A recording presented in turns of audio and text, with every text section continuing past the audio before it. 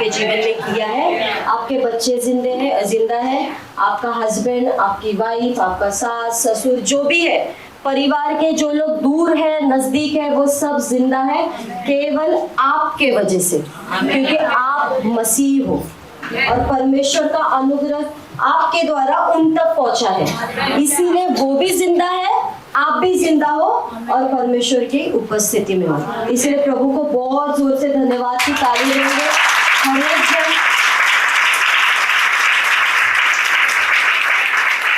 Hallelujah, hallelujah, hallelujah. Okay, मैं पिछले साल तक थोड़ा पता नहीं, पर ये साल में एंट्री करते ही एक चीज़ परमेश्वर ने मुझे एक बताया। पर पिछले साल में परमेश्वर ने मेरे को हर एक चीज़ से ब्लेस किया, घर और सब चीज़। पर ये साल मेरा एक 31 को मैंने प्रभु को बोला था, मेरे मांगने से मेरी योग्यता से ज़्यादा तूने दे दिया, अब मुझे ज़रूरत तो है नहीं कोई चीज़ की, पर एक ज़रूरत है ना कि जो आशीष तूने मुझे डबल ट्रिपल करके गए साल में दिया है ना, उसका मल्टीप्लाई मेरे को है ना आत्मिक जीवन में देना ये साल में। और वो चीज़ परमेश्वर ने मुझे ना शुरू कर दिया है, इसलिए मैं प्रभु को बहुत धन्यवाद देती हूँ, है ना। जब भी मैं आराधना करती हूँ, पता नहीं आपका, पर मेरे लाइफ में ना एक टर्निंग पॉइंट था जब मैं 10th स्टैंडर्ड क्रॉस की थी। तो एक टर्निंग पॉइंट ऐसा था कि मैंने पॉइजन खा लिया था और मरना था, मुझे नहीं जिंदा रहना था। मेरी मम्मी को पता है यहाँ पर, और एसिड सोप आता है ना, वो खा लिया था और मैं बाहर चले जा रही थी कि मैं बाहर मरूंगी, घर पे नहीं। पर परमेश्वर की योजना मेरे जीवन में था कि मैं आज तक जिंदा रहूं। तो ऐसा हुआ कि मैं घर पे ही कोलैप्स हो गई, पूरा फेस भी आने लगा, डॉक्टर के पास लेके जाने तक टाइम हुआ, डॉक्टर ने लिया नहीं क्योंकि पुलिस केस हो गया था, सुसाइड केस। और 1.5 घंटा मेरे को बाहर स्ट्रेचर पे रखा था। स्ट्रेचर पे रखने के बाद उल्टी किया मैंने, तो पूरा ब्लड वॉमिटिंग हुआ और पता नहीं क्या गिरा, पर टुकड़ा टुकड़ा कुछ तो मेरे अंदर से गिरा और डॉक्टर लोग हाथ ही नहीं लगा रहे। तो पुलिस आ रहा था पर ट्रैफिक में था, उसने बोला आप उसका ट्रीटमेंट चालू करो, और मेरे नाक में नली डाला और नली अंदर तक गया नहीं तो खींचा, तो फिर से एक बार ब्लड वॉमिटिंग हो गया। और फिर उस टाइम तक मुझे मरना था। क्यों? क्योंकि मेरे बॉयफ्रेंड ने मुझे धोखा दिया था। किसने धोखा दे दिया था? अब जब मैं मरने पे हूँ, उसको पता ही नहीं है। अब आईसीयू में ऐसा गोल खिड़की रहता है, सब पिक्चर में देखा ही रहेगा। मैं वहां पर देख रही हूँ, मेरी मम्मी है ना ऐसे कर करके रो रही है, क्योंकि मेरी मम्मी को मैं 10 साल के बाद हुई हूँ और वो रो रही है। और जस्ट मेरे आंख पे कोई कपड़ा नहीं था, डॉक्टर ने पूरा मशीन्स लगा दिया था, और मैंने मम्मी को देखा और मैंने लॉर्ड को बोला, सबसे बड़ी गलती मेरे से आज हुई, मुझे बचा। अगर तू मुझे नहीं बचाएगा ना, मुझे पता है मैं आंख यहाँ पर बंद करूंगी तो मैं नरक में खुलूंगी, तो मुझे बचा। और ये बोल के मेरा आंख बंद हो गया। 3 दिन के बाद मैं उठी, और जब 3 दिन के बाद उठी मैं, तो पानी भी नहीं पी सकती थी क्योंकि अंदर बहुत कुछ जल चुका था। डॉक्टर ने मेरे मम्मी पापा को बोला इसको बच्चा कभी नहीं होगा, इसका बच्चेदानी जल गया है, क्योंकि एसिड था वो। पर परमेश्वर मेरे जीवन में एक योजना पूरा। तो जब भी मेरा ये बताने का उद्देश्य आपको ये है कि मेरे लाइफ में वो टर्निंग पॉइंट था। मैं जब भी आराधना करती हूँ तो मैं सिर्फ वो आईसीयू के बेड को देखती हूँ, और पता नहीं वो जैसे आईसीयू का बेड मेरे नजर के सामने आता है ना, मेरा हृदय परमेश्वर को धन्यवाद देते हुए थकता है ना। इसीलिए आपको और मुझे सभी के जीवन में एक टर्निंग पॉइंट होगा ही होगा, भले वो अभी जवान यहाँ पर बैठे हो, मिडिल एज में हो या बूढ़े हो, सबके जीवन में एक तो समय आया होगा जहां पर परमेश्वर ने आपको खींच के बाहर निकाला। सबके जीवन में है। सभी लोग आंख बंद करेंगे और उस टर्निंग पॉइंट को याद करो कि प्रभु ने आपको वहां से कैसे निकाला। अगर आज भी उस जगह को याद करके अगर आपका हृदय परमेश्वर को धन्यवाद नहीं देता है ना, तो आप प्रभु के नजदीक होंगे। इतना भला और अच्छा परमेश्वर आपका कि उसने कैसे बचा लिया आपको।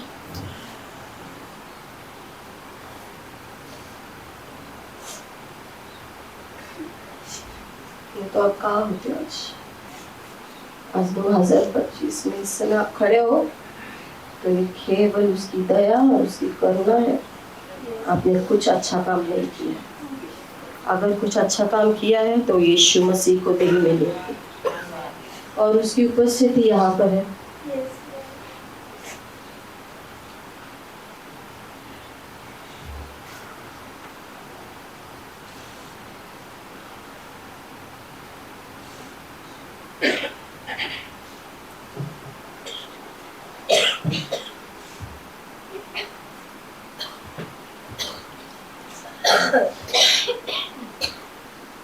हालेलुया। कितने भले परमेश्वर की सेवा हम करते हैं। इसे जोरदार ताली देंगे। और जब भी आपको ऐसा लगेगा कि मैं पीछे हो रहा हूँ, वो सिचुएशन को याद करो, आपको अपने आप आपका हृदय जो है परमेश्वर को धन्यवाद देना। हालेलुया। बहुत अच्छी शुरुआत हुई आराधना से। और यहाँ से भी ये मेरा प्लानिंग तो नहीं था, तो पवित्र आत्मा जरूर वो करेगा जहाँ तक आपको वो छू सके, है ना। एक उदाहरण के साथ में मैं वचन को चालू करूंगी। दो व्यक्ति था और दोनों व्यक्ति, एक व्यक्ति जो प्रभु को जानता था और दूसरा व्यक्ति जो प्रभु को नहीं जानता था, और ये दोनों टूर पे निकल गए, पिकनिक पे निकल गए दोनों दोस्त। अब जब वो जा रहे थे तो एक जो व्यक्ति था, जो मसीह था, वो हर समय प्रभु को धन्यवाद देते हुए, सुबह प्रार्थना करते हुए, वचन पढ़ते हुए, फिर दोपहर को जहां वो रुक रहे थे, खाना खाते समय धन्यवाद, रात को सोते समय धन्यवाद। अब ये दूसरा जो दोस्त है वो बोल रहे क्या हमेशा परमेश्वर परमेश्वर करता है, वेकेशन पे है यीशु, परमेश्वर को भी थोड़ा आराम दे। ठीक है। अब ये लोग चलते गए, बहुत दिन आगे आगे चलते गए, और आगे चलने के बाद एक ऐसा समय आया कि वो लोग जू में गए। कहाँ गए? जू में गए, रानी बाग में गए, यहाँ के बाइकला का। ठीक है। और जैसे वो आदमी है ना, है ना, जब हम लोग को पता है जानवर कैसे, पर फिर भी हम देखते तो एक्साइटेड हो जाते, भले छोटे हो या बूढ़े हो। तो ऐसा जाली को पकड़ के खड़ा था और उतने ने मंकी ने क्या किया, उसका फिंगर काट दिया। क्या किया? विश्वासी का फिंगर काट दिया। अब बहुत खून बह रहा है, सब चीज। अब इनका वेकेशन थोड़ा सा नाराज हो गया। अब ये जो ए वाला व्यक्ति, जो अविश्वासी व्यक्ति है, वो उसको बोल रहा है क्या रे, तू प्रभु को प्रभु प्रभु करता है, तेरा परमेश्वर तेरे को बचाया नहीं? तो उसने बोला कुछ नहीं, ये भी प्रभु की योजना में ही होगी। क्या बोला? कुछ नहीं, ये भी प्रभु की योजना में ही होगी। और वो लोग आगे चल पड़े और एक ऐसे गांव में गए जहां पर आदिवासी लोग रहते थे, और उनको पता नहीं था कि यहाँ पर आदिवासी लोग रहते हैं। और जैसे वहां पर गए, सारे आदिवासी लोग ने क्या किया, उनको घेर लिया। अब ये विश्वासी का भी टाइटल फिश हो गया और अविश्वासी का भी टाइटल फिश हो गया। अच्छे समय में हम प्रभु को धन्यवाद देते हैं, पर कठिन समय में परमेश्वर को धन्यवाद देना बहुत बड़ा मुश्किल होता है, पर फिर भी प्रभु आपको छोड़ता नहीं है। अब दोनों जन को अलग अलग लेके गए और दोनों जन को बांधा, टॉर्चर किया। अब इनका प्लानिंग हो गया कि ये लोग हमारे टेरिटरी में आए हैं, तो इनको हम लोग बलि करेंगे। आदिवासी लोग करते हैं, है ना, गांव के लोग करते हैं, भगवान को क्या करेंगे? अब जो है विश्वासी और अविश्वासी दोनों को एक साथ में जेल में डाल दिया। तो कहाँ फंस गए। अब विश्वासी को लेके गए पहला बलि करने के लिए, और जैसे बलि करने लेके गए, उन लोग ने उसको पूरा चेक किया, तो देखा उसका ये उंगली कटा हुआ है। बोला ये बलि हमारे लिए योग्य नहीं। क्या बोला? ये बलि हमारे लिए योग्य नहीं, ये कटा हुआ है, हमारे भगवान को नहीं चलेगा। अब उसको फिर से फेंक दिया उसमें। अब दूसरे को ले, तेरे को क्यों फेंका रे? जहाँ तेरे को पता चलेगा मेरा परमेश्वर मेरे साथ में ही है। और जो दूसरा था उसको लेके जाके बलि कर दी, है ना। परमेश्वर हर समस्या में, कितने भी ट्रबल में तुम जाओ, वो तुम्हारे साथ में ही होगा। इसलिए हर एक ट्रबल भी जो है ना, ट्रबल भले शैतान की ओर से हो, पर उसका प्लानिंग भी उसमें तुमको विजेता के लिए ही रहता है। अगर वो उंगली कटा नहीं होता, वो बंदर को भी परमेश्वर ने भेजा था उसने उसका उंगली काट। अगर बंदर ने नहीं काटा होता तो क्या होता? ये पूरा कट गया होता किसी अन्य देवता के लिए, पर परमेश्वर ऐसा नहीं करेगा, है ना। मेरा टॉपिक है God's plan on in our trouble. क्या है? परमेश्वर की योजना तुम्हारे समस्या में। कितने जन यहाँ पर ट्रबल में है? नहीं है? कुछ नहीं तो कुछ है ही। जरूरी नहीं है कि बड़ा बड़ा समस्या ही समस्या होता है, छोटा छोटा समस्या भी समस्या ही है। आइए हम देखते हैं यूसुफ के बारे में। यूसुफ को जानते हो आप? याकूब का बेटा।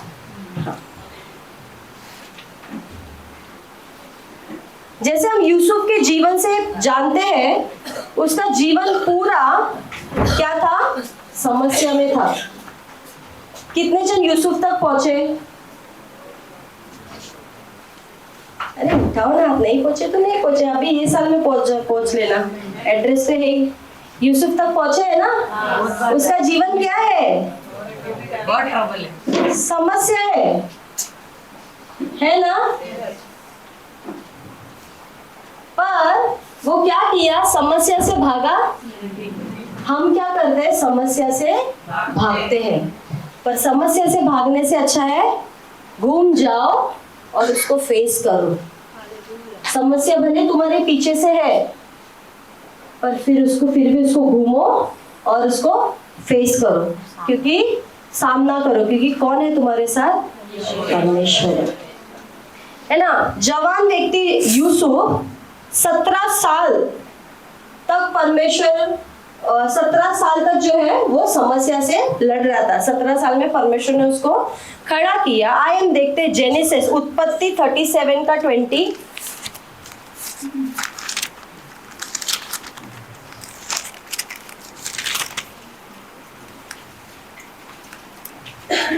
मैं पढ़ूं? तो आओ हम उसको, इसीलिए आओ हम उसको घात करके किसी गड्ढे में डाल दे और यह कह देंगे कि कोई बनेला पशु उसको खा गया। फिर हम देखेंगे कि उसके सपनों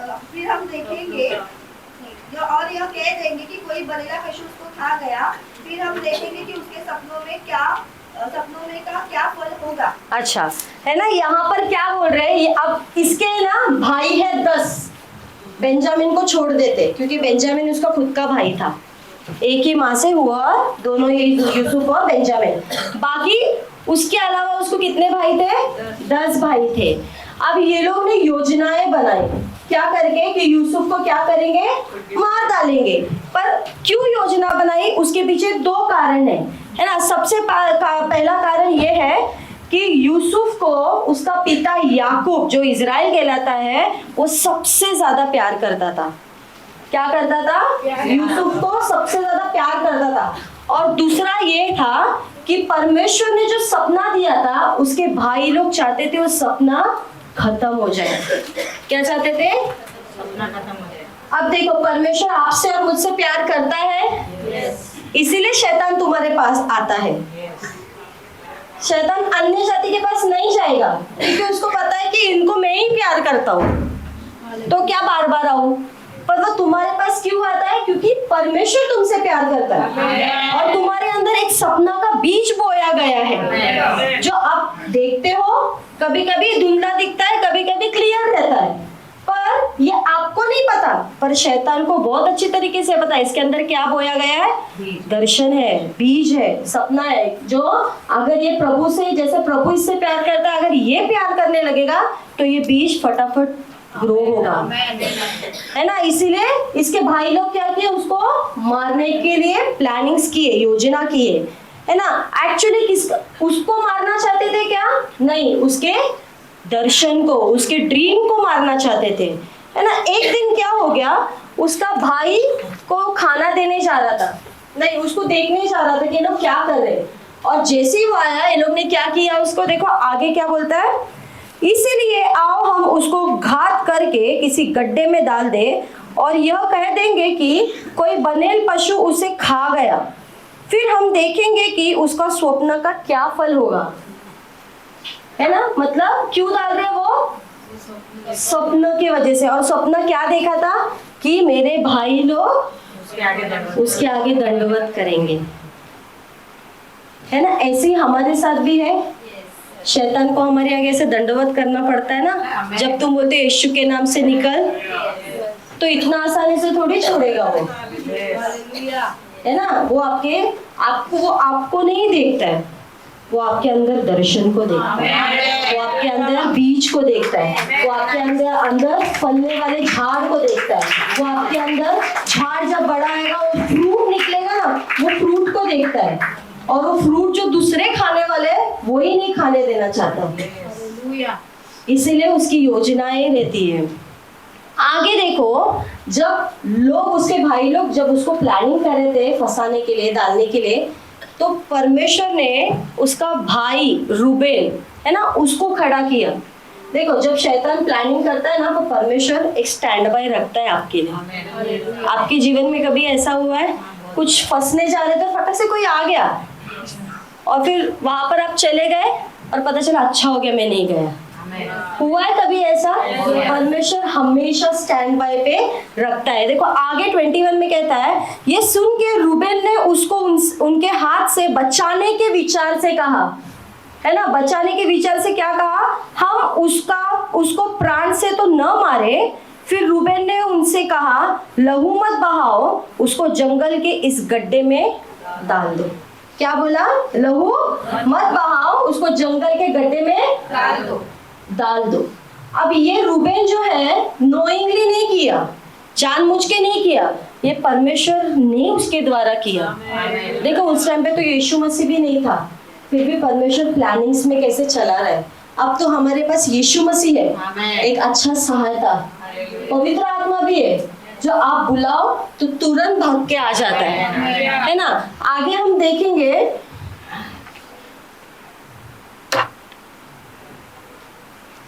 है ना। उन लोग ने क्या किया, उसको मारा नहीं, उसको इजिप्ट में इस्माइल लोग जो है उसके हाथ में बेच दिया।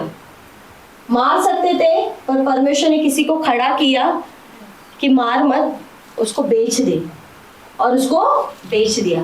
सेम चीज जैसे मैंने उदाहरण दिया, उसका उंगली काट दिया बंदर ने, बराबर। नहीं काटता तो मर जाता।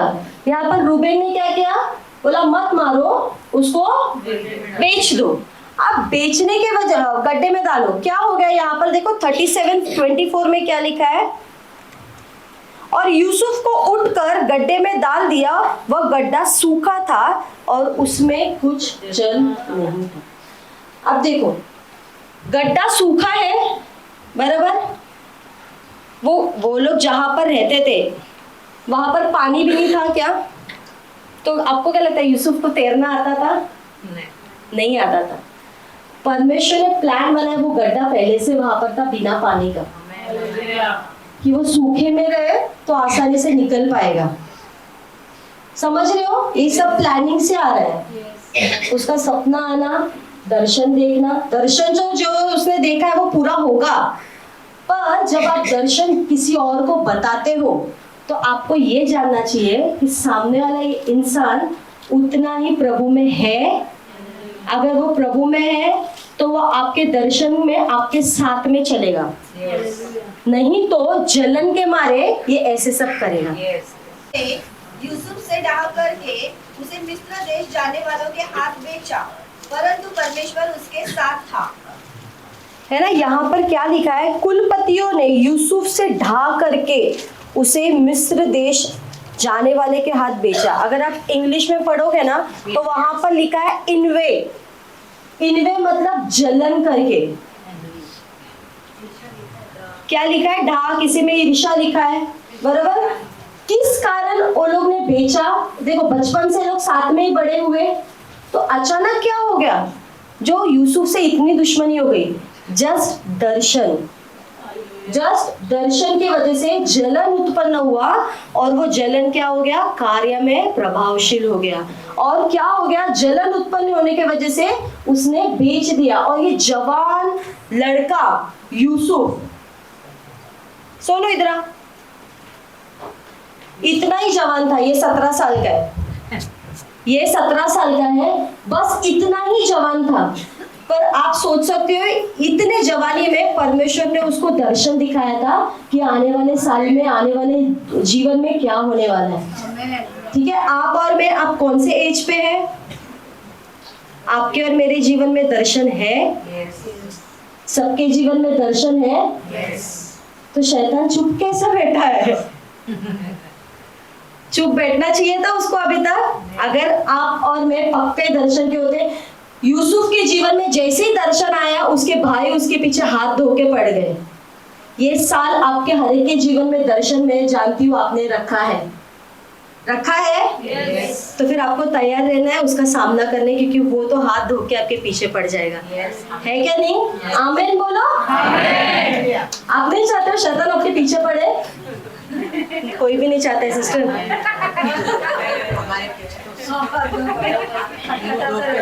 अच्छा, चोर क्यों जाता है? कोहिनूर का हीरा, अगर समझो इस जगह में कोहिनूर का हीरा है, चोर क्यों आएगा? आएगा। तो आपके अंदर अगर दर्शन का हीरा है तो चोर आना ही चाहिए। और आप बोल रहे हो कि शैतान नहीं आना चाहिए, अगर वो नहीं आएगा तो आप प्रमोशन नहीं ले पाओगे। समझा? एक बच्चा एग्जाम लिखता है, फर्स्ट से सेकंड में जाने के लिए, बिना एग्जाम का वो पास ही नहीं होगा। अगर आप फाइनल एग्जाम के टाइम बच्चों को लेके जाओगे गांव में, टीचर बोलेगी उसको वापस से फर्स्ट स्टैंडर्ड में ही रखो, उसको एग्जाम देना जरूरी है। वैसे हमें परीक्षा में पढ़ना बहुत ज्यादा जरूरी है ना। वो लोग ने क्या किया, उसके सपनों को नाश करने की कोशिश की। 17 साल का जो जोसेफ, वो पूरी तरीके से 17 साल पूरा ट्रबल में, समस्या में चल रहा था, पर परमेश्वर ने उसको उठाया कि नहीं? और वो क्या बन गया? गवर्नर, प्रधानमंत्री बन गया। पता है आपको वो क्या बन गया? पर प्रधानमंत्री वो खुद के लिए नहीं बना, उसके भाइयों को बचाने के लिए, उसके परिवार को बचाने के लिए परमेश्वर ने उसको पहले से ही बनाया। और प्रधानमंत्री बनने तक कितने समस्या से वो गुजरा? बहुत सारे समस्या से गुजरा वो, है ना। उसके खुद के भाई जब उसके पास आए इजिप्ट में, कनान में रहते थे वो लोग, जब उसके भाई इजिप्ट में आए मिस्र में, तो उनको पता नहीं था कि ये जोसेफ है। पर जैसे ही उनको पता चला, क्या हो गया? वो डर गए। क्यों डरे? क्योंकि उनको याद आया कि मैंने क्या किया, और वो डर गए कि अब हमको क्या करेगा? काट डालेगा, मारेगा, क्योंकि अब तो इसके पास पावर है, ये कुछ भी कर सकता है। पर जेनेसिस निकालेंगे, उत्पत्ति 45:5।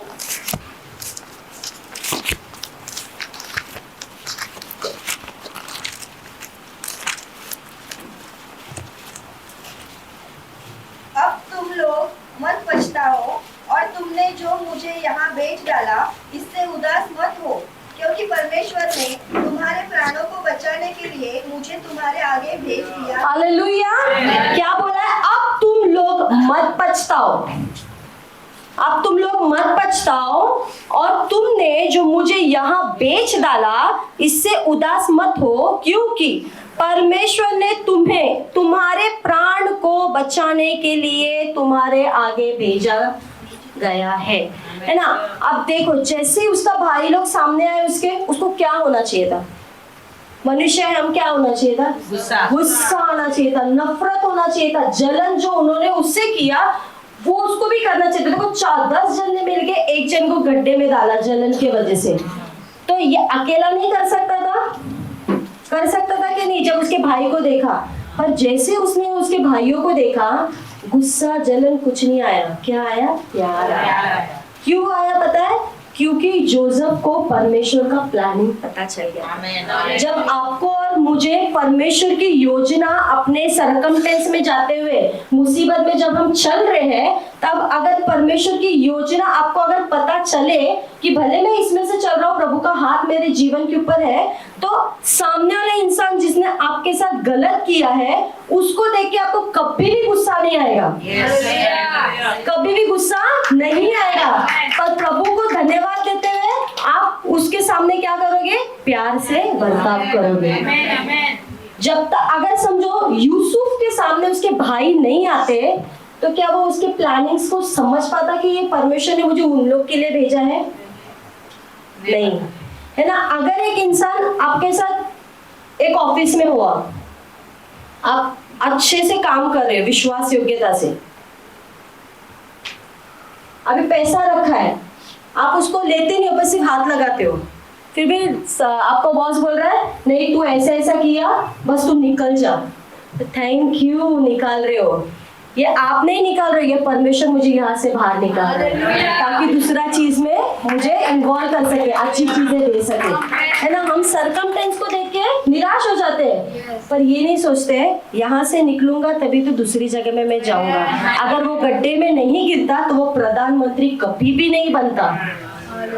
हालेलुया। उसने अपने भाइयों को देखकर नाराज नहीं हुआ, पर उसने क्या कहा कि तुम लोग निराश मत हो, क्योंकि परमेश्वर ने तुम्हारे प्राणों को बचाने के लिए मुझे तुम्हारे आगे भेज दिया है ना? जो लोग तुम्हारे साथ गलत करते करने दो, निंदा करते करने दो, कुछ भी करते करने दो, आखिर में आप ही उसके काम में आने वाले हो। हालेलुया, आप ही उसके काम में आने वाले हो। अगर आपको दिख रहा है सामने वाला इंसान आपके साथ गलत कर रहा है, तो देख कर, नहीं वो डायलॉग है, आखिर में तुझे मेरे पास ही आना पड़ेगा। परमेश्वर ऐसा करता है। हालेलुया। आप उसके लिए प्रार्थना करोगे और सामने वाले का उद्धार हो जाएगा, है ना? डीजीएस दिनकरन अंकल, उसके दोस्त, उनके जो दोस्त थे, उन्होंने उनको निंदा किया था। बेटी मर गई तो निंदा किया था, और वो बहुत रोए थे कि प्रभु मैंने क्या कर दिया। उन्होंने कुछ नहीं बोला उसके सामने, जब वो उसको निंदा कर रहे थे, वो घर में आके बहुत रोए, और ऐसा हुआ कि थोड़े दिन बाद वो बीमार पड़ गए और वो बीमारी का इलाज ही नहीं हो रहा है। तब परमेश्वर ने जो व्यक्ति जिसने निंदा किया, जो बीमार था, उसको बोला दिनाकरन को बुला, उससे प्रार्थना करा, तब मैं तुझे चंगा करूंगा। उसने दिनाकरन अंकल को बुलाया, जैसे ही दिनाकरन अंकल ने उसे प्रार्थना किया, वो ठीक हो गया। ये परमेश्वर आपको और मेरा है ना? आप और मैं सोचते हैं मेरी निंदा हो रही है, मेरा कुछ मेरे से ऐसा हो रहा है, प्रभु देख रहा नहीं। प्रभु सब कुछ देखता है, पर वो समय का परमेश्वर है। सही समय पे ही वो जवाब देगा, और ऐसा जवाब देगा कि सामने वाला इंसान आपके सामने से झुकेगा। हालेलुया, है ना? देखो परमेश्वर को हर एक चीज पता है। तुम्हारा बाल एक जब गिरता है वो भी वो जानता है, एक बार जब नया उगता है वो भी वो जानता है, चिड़िया का बच्चा घोंसले से नीचे गिरता है वो भी वो जानता है, और गिर के मर जाता है वो भी वो जानता है। तो क्या आप समस्या में जा रहे हो, क्या वो नहीं जानता? वो जानता है। अगर वो अलाउ कर रहा है आपको जाने के लिए, तो उसके हाथ पे ट्रस्ट करो। क्योंकि आगे जाके आप प्रधानमंत्री जैसे आपके लोगों के लिए खाना बनाने के लिए तैयार हो रहे हो, है ना? पूरे केनान में क्या हो गया था? अकाल पड़ गया था, और क्या खाना था? मिस्र में खाना था। कनान क्या देश है? फ्रूटफुल नेशन है। और इजिप्ट क्या है? श्रापित है। पर यहाँ पर उल्टा कर दिया परमेश्वर। जहां पर भले श्राप देश में भी अगर आप खड़े रहते हो, श्राप परिस्थिति में भी अगर आप खड़े लेते हो, प्रभु उधर उपजाऊ जमीन को बनाता है ना। जगह का प्रॉब्लम, भले जगह का प्रॉब्लम है या कुछ भी, जगह अच्छा हो या खराब हो, आशीष किधर है? जगह में नहीं है, आशीष आप और मुझ में है। हालेलुया। क्योंकि जीवित है परमेश्वर, जिसने आकाश बनाया, पृथ्वी बनाया, पूरा भूमंडल बनाया, जानवर बनाया, सब कुछ बनाया, वो तुम्हारे अंदर, फ्रूटफुल गॉड वो तुम्हारे अंदर है। तो जहां तुम पैर रखोगे, भले वो इजिप्ट हो, वहां पर फ्रूट आना ही है। हालेलुया। बहुत अच्छा। परमेश्वर बहुत अच्छा है। कुछ भी नहीं मैंने तैयारी किया इस चीज का, पर परमेश्वर ये बोलता है ना।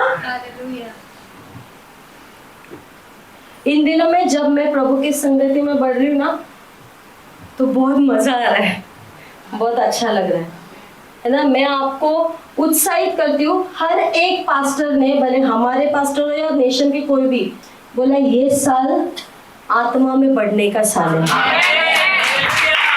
ना। जब प्रधानमंत्री ने अपना ये बोला लाड़की बहन का पैसा मिलने वाला है, हर एक औरत जिसको पढ़ने आता हो या नहीं आता हो, सभी लोग ने अकाउंट खोला है, केवाईसी किया है, फॉर्म भरा है। ए बाबा करूँ दे ना फॉर्म, ऐसे बोल बोल के फॉर्म भरा है। क्यों?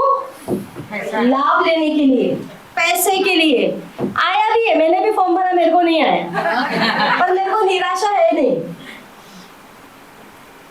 तो अगर प्रधानमंत्री बोलने के फॉर्म भरते हो तुम इतना उत्साहित से कि पैसा आ जाए, तो जब प्रभु ने हर एक के मुंह से बोला ये साल आत्मे में बढ़ने का साल है, तो आपको कैसा फॉर्म भरना चाहिए? लाइन लगा लगा के केवाईसी का लोगों ने बैंक में नहीं किया। अगर ये साल आप तैयार नहीं हो रहे हो आत्मिक जीवन में बढ़ने के लिए, तो आप सोच लेना आगे भी नहीं आप तैयार हो सकते। ये साल पूरी तरीके से अनुग्रह का साल है। अगर आप बोलोगे ना जगह पे बैठ के, Lord I need you, guarantee वो ऐसा आपके पास आके खड़ा रह जाएगा ना कि आप कुछ भी नहीं बोल पाओगे, सिर्फ आप बोलते रहोगे। ये साल वो साल है।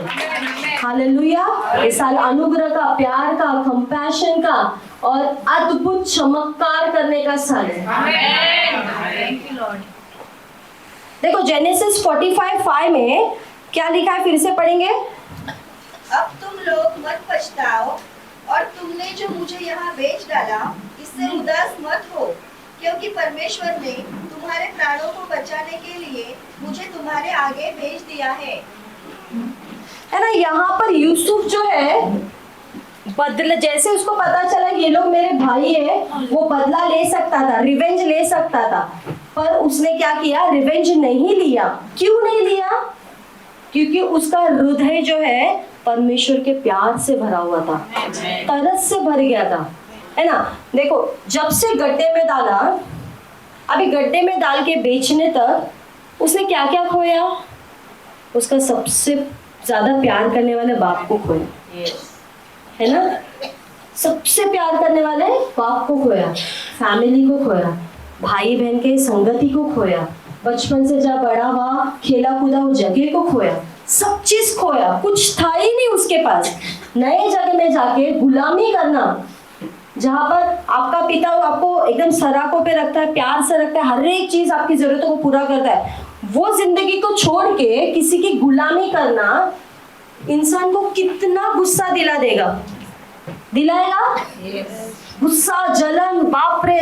मतलब वो जब से वो गड्ढे में से प्रधानमंत्री बनने तक इतना उसका अंदर गुस्सा रहा होगा कि बस ये लोग मुझे कब मिल जाए तो मैं क्या करूंगा, बराबर बदला लूंगा, है क्या नहीं? Yes.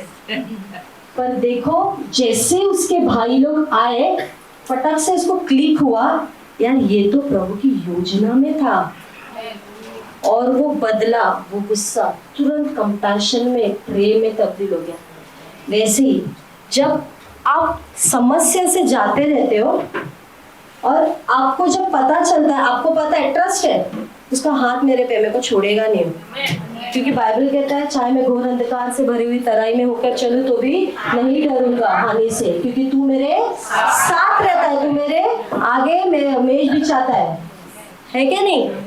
तूने मुझे आगे पीछे घेर रखा है कहां से मैं डूबूंगा? जल में जाऊंगा? नहीं डूबूंगा। आकाश पे जाऊंगा? कुछ नहीं होगा।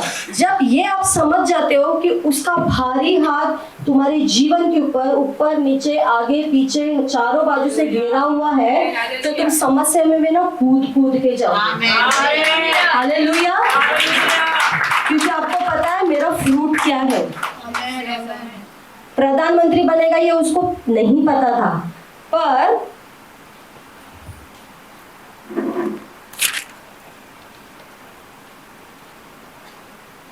पहला पत्रस 3:17 निकालेंगे।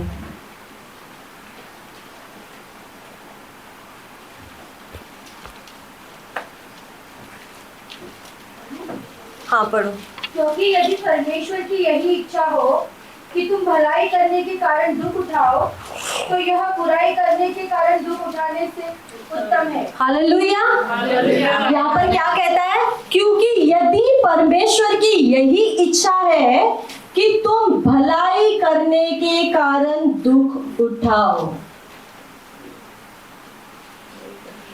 क्या करने के कारण? भलाई। किसकी भलाई? खुद की?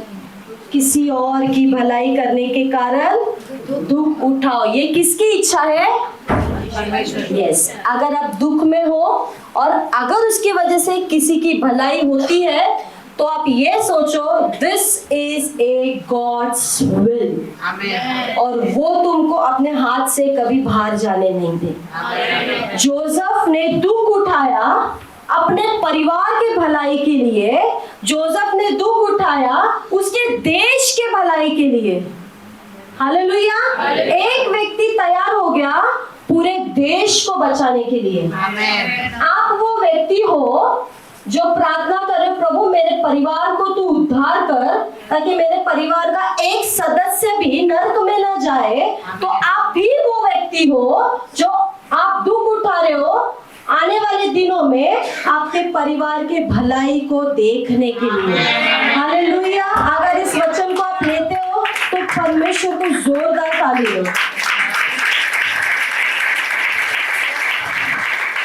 है ना? प्रभु कभी भी आनंद नहीं समझता अगर आपके बच्चे दुख में हैं।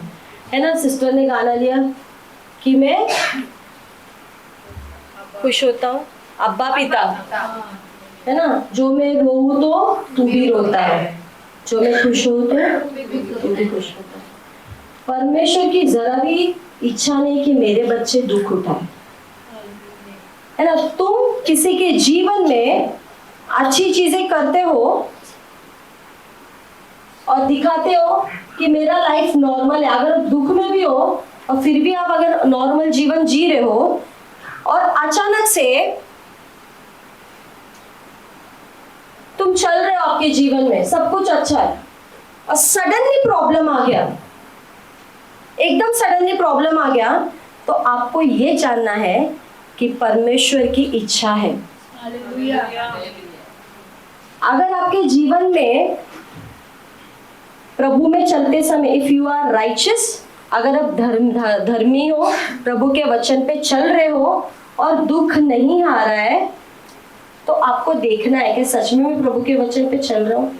क्योंकि यीशु मसीह भी चलते समय उसको भी तकलीफ आया, तो आप ये नहीं बोल सकते कि मैं यीशु मसीह का बेटा हूँ तो मुझे तकलीफ नहीं आ सकता। जब बाप को तकलीफ आया तो बच्चे को भी आना ही है। हालेलुया। अगर तकलीफ नहीं आ रहा है तो खुद को करेक्शन करो, क्योंकि प्रभु ये जानता है, क्योंकि यदि परमेश्वर की यही इच्छा है कि तुम भलाई करने के कारण दुख उठाओ, तो यही बुराई करने के कारण दुख उठाने से उत्तम है। दुख दो व्यक्ति उठाता है, एक बुराई करने के वजह से और एक किसी की भलाई करने की वजह से दुख उठाता है। तो बाइबल क्या कहता है? बुराई करने के लिए दुख मत उठाओ, पर तुम्हारे दुख उठाने की वजह से अगर किसी का अच्छा हो रहा है ना तो उठाओ, मैं तुम्हारे साथ। हालेलुया। है ना? यहाँ पर क्या बोला इसने कि ये तुम नहीं है। अगर आप देखोगे 45:5 में, जेनेसिस 45:5,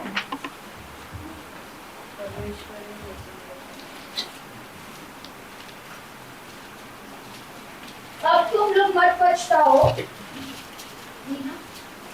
अब तुम लोग मत पछताओ और तुमने जो मुझे यहाँ बेच डाला इससे उदास मत हो, क्योंकि परमेश्वर ने तुम्हारे प्राणों को बचाने के लिए मुझे आगे से भेज दिया है ना? क्या बोल रहा है? तुम लोग मत पछताओ, ये तुमने नहीं भेजा, ये परमेश्वर ने मेरे को भेजा है ना? किसके हाथ में भेजा था? इजिप्ट इश्माइल लोग के हाथ में, है ना? मिस्र लोग के हाथ में। मिस्र लोग उस टाइम पे ना परमेश्वर उसका वेसल बने थे कि उसको उठा के इधर से उधर लेके जाए।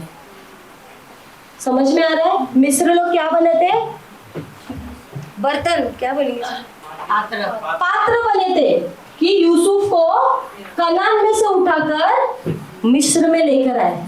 अगर इस समय आपके जीवन में बहुत परिस्थिति है, कोई देख रहा नहीं है, कोई सुन रहा नहीं है, कुछ नहीं फर्क पड़ता है, परमेश्वर ने एक पात्र को तुम्हारे लिए तैयार करके रखा है। समय पे आएगा, समय पे उठाएगा और परमेश्वर अपनी महिमा करेगा, है ना? परिस्थिति में रोते बैठने से अच्छा गड्ढे में देखो, वो जब गड्ढे में था ना तो उसके अंदर बहुत सारे सवाल, बहुत सारी चीजें हो रही रहेगी। क्या मैं काय को आया इधर? वो क्या करता था मालूम है? भाई लोग क्या करते ये सब देख के उसके डैडी को जाके बताता था, चुगली करता था, जासूसी करता था। ये काम करता था यूसुफ और उसको गड्ढे में फेंक दिया। अब वो काय को में आया इधर, ऐसा सोच रहा रहेगा। तो परमेश्वर की योजना उसके लिए अलग थी। एक के हाथ में वो पड़ा, वहां पर वो रहा। और अगर आप उत्पत्ति में 35 में देखोगे ना तो उसमें यहाँ लिखा है कि जिसके पास वो था उसने कहा कि तेरे ऊपर परमेश्वर का हाथ है और जो भी तू करता है उसमें परमेश्वर तुझे आशीष देता है। तुम्हारे हाथ को तुम देखो और बोलो कि परमेश्वर का हाथ मेरे इस हाथ के साथ है। अरे बोलो, का हाथ मेरे इस हाथ के साथ है और जो भी तू करेगा, हाथ को बोलो, विश्वास है तो बोलो, नहीं तो मत बोलो, जो भी तू करेगा वो सफल ही होगा, क्योंकि ये मेरा हाथ नहीं है, ये परमेश्वर का हाथ है। ये मेरा हाथ नहीं है, ये परमेश्वर का हाथ है। इसलिए आज से मैं जो भी करूंगा वो परमेश्वर की महिमा के लिए ही होगा। हालेलुया! तुमने बोला है तो ये अभी आशीष है। हालेलुया! जो परमेश्वर यूसुफ के साथ था उस टाइम पे यीशु मसीह नहीं था, वही परमेश्वर आपके और मेरे साथ है। अब तो यीशु मसीह भी है और पवित्र आत्मा भी है। हालेलुया! तो उस टाइम पे उसने अकेले के पावर से किया था, अब हम 3-3 के पावर से करेंगे। हालेलुया! तो कैसे अद्भुत काम करेंगे? दुनिया देखते रह जाएगी। फिर वो आत्मिक रीति में हो या शारीरिक रीति में, फाइनेंस में, पढ़ाई में, जॉब में, बिजनेस में, बस परमेश्वर अपने हाथ को अब दिखाना शुरू करेगा। हालेलुया! क्या परमेश्वर आपसे बात कर रहा है? मुझसे भी कर रहा है। निकालेंगे, है ना? सभी लोग को ये पता है रोमियो 8:28 क्या कहता है? जो परमेश्वर से प्रेम रखता है उसके लिए सारी बातें मिलकर केवल भलाई ही उत्पन्न करती है। प्लीज निकालेंगे सभी लोग रोमियो 8:28 और सभी लोग एक साथ में पढ़ो जोर से। निकाला सबने?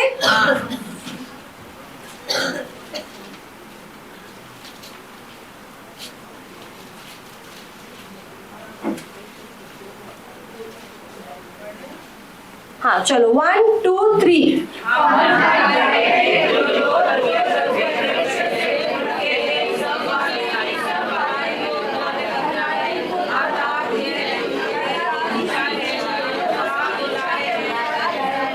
हालेलुया!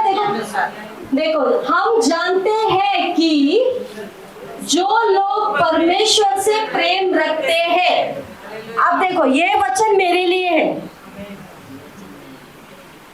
क्योंकि मैं परमेश्वर से प्रेम रखती हूँ, आपका मुझे पता नहीं।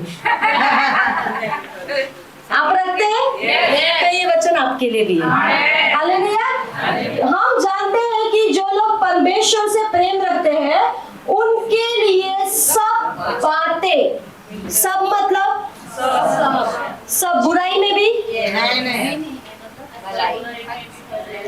में भी, अगर आप कुछ बुरा कर रहे हो बोलेंगे नहीं परमेश्वर इसमें से अच्छा करेगा? होगा नहीं। सब बातें परेशानी में, अगर आप परेशानी में जा रहे हो तो भी सब बातों में आ गया यस। सब बातें मिलकर, आप देखो मिलकर, है ना, उत्तर से पूरब से पश्चिम से दक्षिण से सब जगह से मिलकर क्या उत्पन्न करेगी? केवल भलाई को ही उत्पन्न करेगी। अर्थात उन्हीं के लिए जो उसकी इच्छा के अनुसार बुलाए गए हैं। अब यहाँ पर दो चीजें, एक तुम प्यार करना परमेश्वर से, दूसरा उसकी इच्छा पे चलना। प्यार सभी लोग करते हैं। अगर मैं पूछूं क्या आप परमेश्वर से प्यार करते हैं, सभी लोग हाथ उठाएंगे, मैं भी हाथ उठाऊंगी। पर अब ये अलग बात होता है, क्या आप उसके प्यार करने की वजह से उसकी इच्छा पे चल रहे हैं? फॉर एग्जाम्पल, मैं मेरे हस्बैंड से प्यार करती हूँ, उसके घर के अंदर रहती हूँ, उसी का घर है हस्बैंड का। अगर मैं उसकी इच्छा से नहीं चलूंगी, बोलेगा तू घर के बाहर तेरे माँ के पास जाके रहे, बोलेगा। अगर मैं मेरे पति के घर में हूँ तो मुझे उसी की इच्छा से चलना पड़ेगा, राइट? तो ऐसे ही है, अगर आप परमेश्वर से प्यार करते हो तो उसी की इच्छा पे चलना पड़ेगा। तो ही ये वचन तुम्हारे लिए और मेरे लिए है कि सारी बातें मिलकर भलाई उत्पन्न करती है। अगर आप बोलेंगे प्रभु मैं तेरे से प्यार करती हूँ पर मैं मेरी इच्छा पे चलूंगी, तो ये वचन आपके और मेरे लिए है ही नहीं, है ना। आगे देखेंगे जेनेसिस 45:7। इसीलिए परमेश्वर ने मुझे तुम्हारे आगे इसीलिए भेजा कि तुम पृथ्वी पर जीवित रहो और तुम्हारे प्राणों के बचने से तुम्हारा वंश बढ़े। किसको भेजा? यूसुफ को भेजा। किसके लिए भेजा? उसके खुद के लिए नहीं भेजा। किसके लिए भेजा? फिर से पढ़ेंगे। इसीलिए परमेश्वर ने मुझे तुम्हारे आगे भेजा है। ये 10 भाई ने भेजा क्या यूसुफ को? नहीं कह रहे पूरा क्रेडिट मेरा, आज तो प्रधानमंत्री बना है तो सिर्फ मेरे वजह से नहीं। वो क्या बोल रहा है? इसीलिए परमेश्वर ने मुझे तुम्हारे आगे इसीलिए भेजा है कि तुम पृथ्वी पर जीवित रहो, है ना। वो लोग ने ये सोच के उसको मारा, ये सोच के गड्ढे में डाला कि इसका दर्शन नाश हो, बराबर यही खत्म हो जाए, ताकि मेरा बाप उसको बहुत प्यार करता है, वो चले जाएगा तो फिर हमको प्यार मिलेगा। पर ये तकलीफ उठाकर एक जगह में खड़ा होकर प्रधानमंत्री बना। अब ये बोल रहा है कि मुझे प्रभु ने इसीलिए भेजा कि तुम जीवित रहो। जिसने खड्डे में डाला उसी को बोल रहा तुम जीवित रहो। देखो परमेश्वर कैसा काम करता है। हालेलुया, है ना। तुम जीवित रहो और तुम्हारे प्राणों के बचने से तुम्हारा वंश बढ़े। हालेलुया। यूसुफ तकलीफ उठाया, आप और मैं यूसुफ तकलीफ उठा रहे हैं कि किसी और का प्राण को बचाए और उसके वंश को बढ़ाए। कैसे? आत्मिक रीति में, है ना। आप तकलीफ उठा रहे, अपना घुटना ये कर रहे, दूसरे प्रभु उसका उद्धार कर, उद्धार कर, उद्धार कर, उद्धार कर। क्यों? ताकि उसका उद्धार हो तो उसका परिवार बच जाए। हालेलुया। ये चीज जोसेफ के साथ में यहाँ पर हो गया है ना।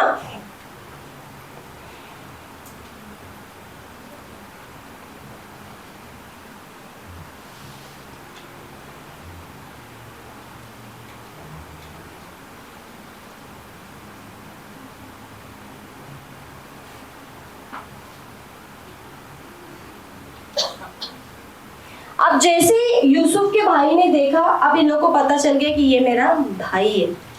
और जैसे उसके भाई को पता चला, 10 भाई को जब पता चला कि ये यूसुफ मेरा भाई है, अब ये लोग डर गए। और उसने क्या बोला? उसने ये बोला कि जेनेसिस 50 निकालेंगे 20-21।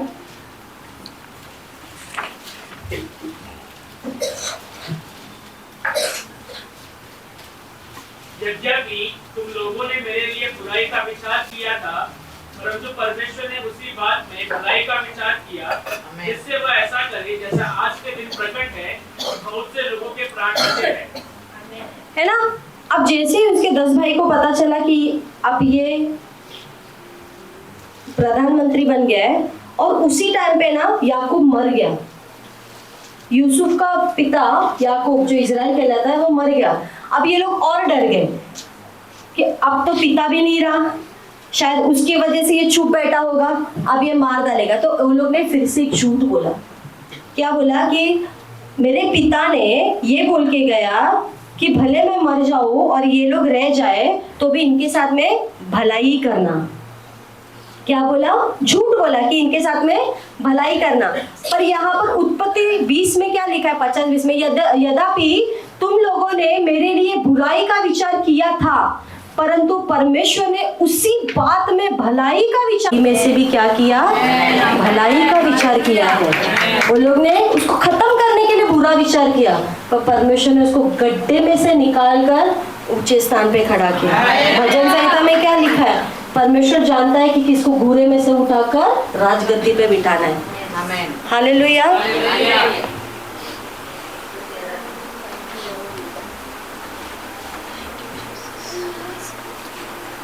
है ना? सबके जीवन में कोई न तो कोई दुश्मन है।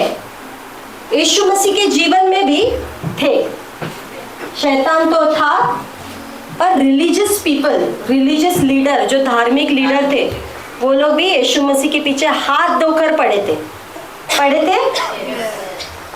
पर फिर भी परमेश्वर ने क्या बोला? अपने दुश्मन से प्यार करो, क्योंकि वो जानता था कि सबके पास दुश्मन है। अगर आप बोलोगे नहीं सिस्टर मेरे पास दुश्मन नहीं है, प्रभु ने, अगर आपके पास दुश्मन नहीं है तो प्रभु ने क्यों बोला अपने दुश्मन से भी प्यार करो? ये विश्वासियों के लिए ना ये वचन। तो अविश्वासी के पास तो बहुत सारे रहेंगे, पर अगर विश्वासियों का यीशु मसीह बोल रहा है अपने दुश्मन से प्यार करो, मतलब दुश्मन है इसीलिए बोल रहा है। देखो बहुत लोग हंस रहे हैं।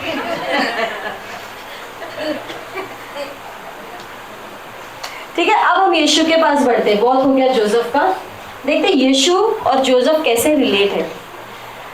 जब यीशु मसीह आया इस पृथ्वी पे तो धार्मिक लीडर्स जो है उसके दुश्मन बन के उसके पीछे पीछे थे। हर चीज में क्या करते थे? नुक्स ढूंढते थे। जब यीशु मसीह के पास जब धार्मिक लीडर वचन देते थे उनका लोग सुनते थे। जैसे यीशु मसीह आया तो क्या हो गया? उधर के लोग इधर आ गए यीशु मसीह के पास। अब जो धार्मिक लीडर है उनका दिमाग में ये आया कि यीशु मसीह ऐसे काम करते रहा ना, हमारे इधर कोई नहीं आने वाला सुनने के लिए। और उसको मारने के लिए ये लोग ने क्या किया? प्लानिंग्स करने लगा। पर अगर आप देखोगे जॉन द बैप्टिस्ट, यूहन्ना बपतिस्मादाता ने ये बोला, जब यूहन्ना बपतिस्मादाता यीशु मसीह को देखा तो उसने बोला यही परमेश्वर का पुत्र है। बोला अब जैसे उसने बोला यही परमेश्वर का पुत्र है, यूहन्ना बपतिस्मादाता के चेले भी क्या किए? यीशु मसीह के पीछे चले गए। क्यों?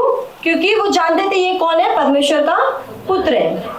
निकालेंगे यूहन्ना 1:29, जॉन 1:29। दूसरे दिन उसने यीशु को अपने ओर आते देखकर कहा, देखो यह परमेश्वर का मेमना है जो जगत का पाप उठा ले जाता है। क्या कहा उसने? The next day John said Jesus coming unto him and said, Behold the Lamb of God. क्या बोला? ये परमेश्वर का मेमना है जो जगत का पाप उठा ले जाता है ना? अब ये किसको पता था? ये यूहन्ना बपतिस्मादाता को पता था कि मैं यहाँ पर हूँ, तो ये यीशु मसीह को तैयार करने के लिए मैं प्लान में हूँ। हालेलुया। यूहन्ना बपतिस्मादाता का रोल कितना ही था बाइबल में अगर आप पढ़ोगे। यीशु मसीह का रास्ता बनाने के लिए सिर्फ वो आया था। बचपन से लेके जब तक वो मरा नहीं तब तक उसके दिमाग में योजना था कि किसी के लिए तो मैं योजना में हूँ। यीशु मसीह को बपतिस्मा देने के लिए यूहन्ना बपतिस्मादाता को परमेश्वर ने प्लानिंग में रखा था।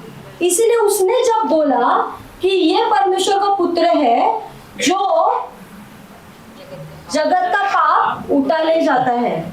और जब बपतिस्मा हो गया और ऊपर से जो आकाशवाणी हुई, ये मेरा प्रिय पुत्र है, तो यहाँ पर इसका रोल क्या था? जॉन द बपतिस्मा दाता का रोल क्या था? सिर्फ यीशु मसीह का मार्ग तैयार करने का, और उसका कुछ रोल था ही नहीं, है ना। अगर आप आगे देखोगे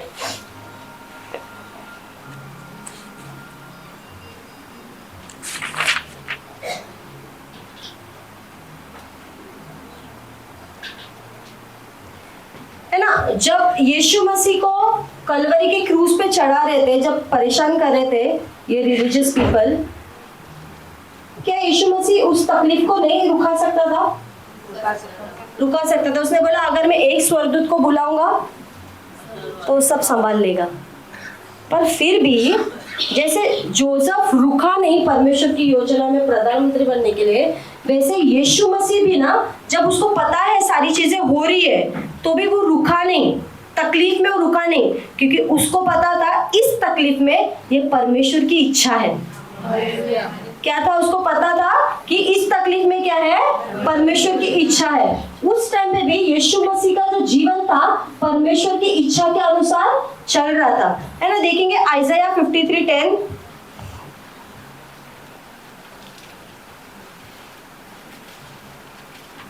तो भी यहोवा को यही भाया कि उसे कुचले।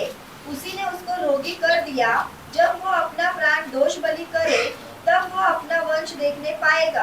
है ना, यहाँ पर क्या लिखा है? तो भी यहोवा को यही भाया कि उसको कुचले। किसको कुचले? यीशु मसीह को। ये लॉर्ड का प्लानिंग था। हालेलुया। फिर भी यीशु मसीह खुश था, क्योंकि उसको पता था कि इस प्लानिंग में जैसे यूसुफ एक व्यक्ति सफर किया ताकि उसका परिवार बच जाए, वैसे यीशु मसीह कुचला गया कि आप और मैं बच जाए। हालेलुया। उसी ने उसको रोगी कर दिया। किसको? किसने किया? देखो कितना अच्छा पिता है। मैं रूबेन को लेकर आती हूँ और रूबेन को खड़ा करती हूँ और बोलती हूँ तुझे इन लोग के लिए मरना है, तुझे इन लोग के लिए रोगी होना है, तुझे इन लोग के लिए बचाना है। और ये सोच रहे मैं क्यों? यीशु मसीह भी बोला ना, प्रभु अगर हो सके तो प्याला से कर दो। पर परमेश्वर बोल रहा है कि परमेश्वर को ये भाया। यीशु मसीह स्वर्ग का डार्लिंग है। उसको खड़ा कर दिया, बोला इसको बचाना है, इसको बचाना है, इसको बीमार है इसको चंगाई देना है, तेरे को पर इनके लिए मरना होगा, है ना। क्या बोला? फिर से आप ध्यान से पढ़ो। तो भी यहोवा को यह भाया कि उसे कुचले। मारना और कुचलने में बहुत बड़ा अंतर है। यीशु मसीह को कुचला गया, कुचला गया, उसी को रोगी कर दिया। परमेश्वर ने यीशु मसीह को रोगी कर दिया। जब वो अपना प्राण दोष बलि करे तब वो अपना वंश देखने पाएगा। कंडीशन है यहाँ पर, जब यीशु मसीह मरेगा तो ही परमेश्वर एक भला वंश, अच्छा वंश जो है ना, सीड मर जाता है और फटाफट एक झाड़ उगता है। यीशु मसीह कुचला गया, मर गया, उसके अंदर से आप और मैं आए हैं। Hallelujah, hallelujah. आप और मैं किसमें से आए? जो कुचला गया उसमें से आए, जो रोगी हुआ उसमें से आए हैं। तो आपके और मेरे अंदर रोग है ही नहीं, क्योंकि एक व्यक्ति रोगी हो चुका है। हालेलुया। जो चीज हो चुका है वो फिर से नहीं हो सकता। हालेलुया। तो क्या आप और मैं नए साल में रोगी बनकर 2025 में एंट्री किए क्या? नहीं, मैं चंगा हूँ, बोलो हालेलुया। मेरे अंदर कोई रोग है ही नहीं। ऐसे बोलो जैसा आप मानते हो, मेरे अंदर कोई रोग है ही नहीं, ना ही मेरे परिवार के सदस्य के अंदर रोग है। है, कुछ भी रोग मेरे परिवार में है ही नहीं, क्योंकि ऑलरेडी एक जन कुचला गया है और ऑलरेडी एक जन रोगी हो चुका है। बाइबल कहता है ऐसा कोई रोग नहीं जिससे उसकी जान पहचान ना हो। किसकी? यीशु मसीह की। कैंसर वो हो चुका, वो कैंसर पीड़ित हो चुका, एड्स पीड़ित हो चुका, टीबी पीड़ित हो चुका, थायराइड पीड़ित हो चुका, पीसीओडी हो चुका, पीसीओएस हो चुका, डायबिटीज हो चुका, ब्लड प्रेशर हो चुका, किडनी फेलियर हो चुका है ना, ब्रेन स्ट्रोक हो चुका, सब चीज ये रोग यीशु मसीह हो चुका है। और बाइबल कहता है पुरानी बातें देखो सब कुछ तो आप और मैं, तो मेरे अंदर रोग है क्या? बोलो मेरे अंदर कोई भी रोग नहीं है, मैं नया हो चुका हूँ। यीशु के कुचले जाने से, यीशु के रोगी होने से मैं रोग रहित हूँ, मैं आशीषित हूँ, मैं आजाद हूँ। हालेलुया, है ना। लास्ट वचन देखेंगे, पहला पत्रस 4:19।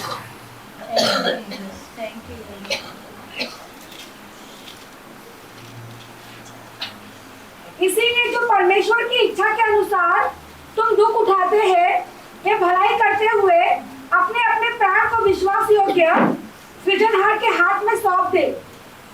क्या लिखा है? इसीलिए जो परमेश्वर की इच्छा के अनुसार दुख उठाते हैं। मैंने जैसे बोला दो जन दुख उठाते हैं, एक बुराई करके और एक परमेश्वर में रह के, है ना। आज हमारे पास्टर और सिस्टर ये वाले दुख उठाते हैं।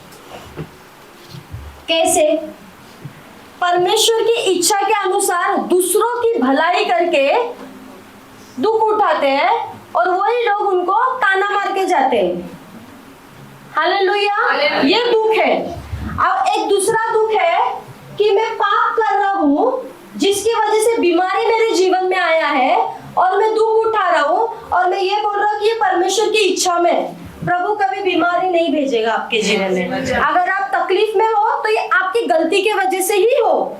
परमेश्वर की इच्छा में तकलीफ उठाना, उसमें भी आप आनंद को महसूस करोगे। हालेलुया, उसमें भी आप शांति को महसूस करोगे, है ना। आगे क्या कहता है कि वे भलाई करते हुए अपने अपने प्राण को विश्वास योग्य सृजनहार के हाथ में सौंप दे। जब आप दुख में चल रहे हो तो आपके प्राण को ना परमेश्वर के हाथ में, क्या परमेश्वर ने लिखा है? सृजनहार। सृजनहार कौन होता है? जो बनाता है, जो बनाता है। अगर एक गाड़ी मैंने बनाई है तो उसको मैं ही ठीक कर सकती हूँ। अब भले कितने भी मैकेनिक के पास लेके जाओ, वो आपसे पैसा ईटने के लिए कुछ न तो कुछ ऐसे ही कुछ भी करेगा, पर वो पूरी तरीके से ठीक कब होगा? जब मेरे पास लेकर आओगे।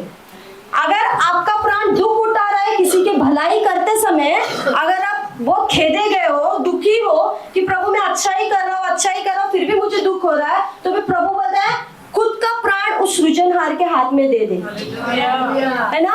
सृजनहार के हाथ में सौंप दे बोलता है परमेश्वर ना। अगर आप अच्छा चीज कर रहे हो किसी और के लिए तो आपको दो चीज करना है। अगर आप दुख उठा रहे हो कुछ अच्छी चीज करते हुए, दो चीज करना है। Trust the God, completely trust the God. Second, अच्छा करना छोड़ो मत। दुख उठाते समय भी आपको, आप देख रहे हो अच्छा करने के लिए मैं कोशिश कर रहा हूँ या कर रही हूँ, फिर भी तकलीफ आते जा रहा है, तो आप सिर्फ इतना सोचना कि ये प्लानिंग में है। ये केवल प्लानिंग में। अगर आप अच्छा कर रहे हो तो दुख आ रहा है तो आप सोचना कि ये क्या है? प्लानिंग में। और वो आपको कभी छोड़ेगा नहीं, वो आपको चलाते रहेगा।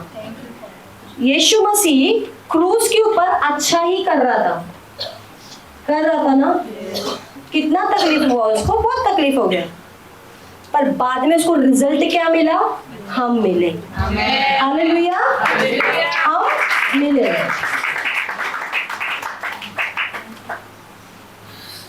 पहला पत्रस 2:23।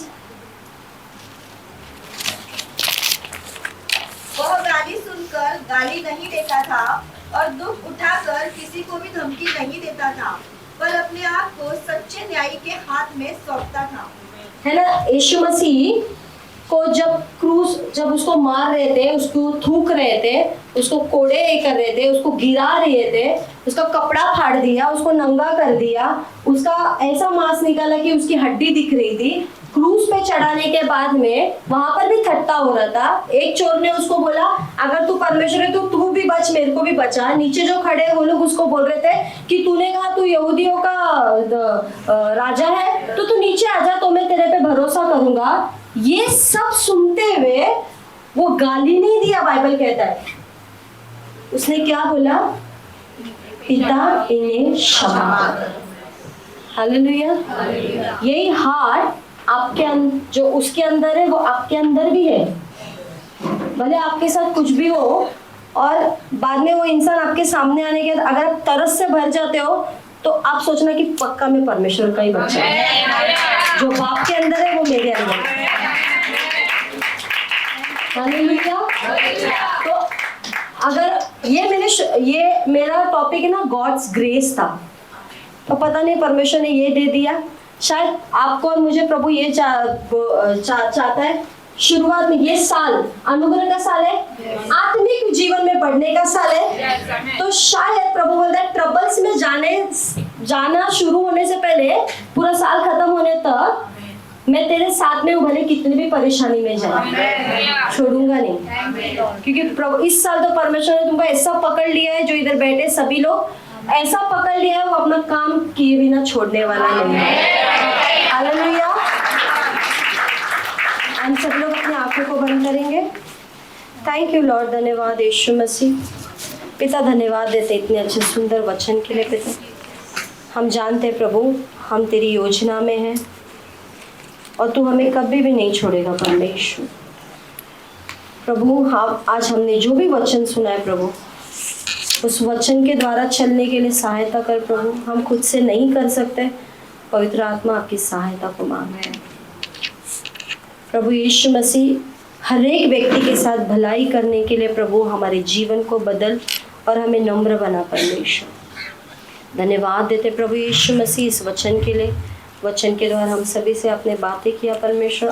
केवल आप ही को महिमा मिले यीशु मसीह। और प्रार्थना यीशु के नाम से।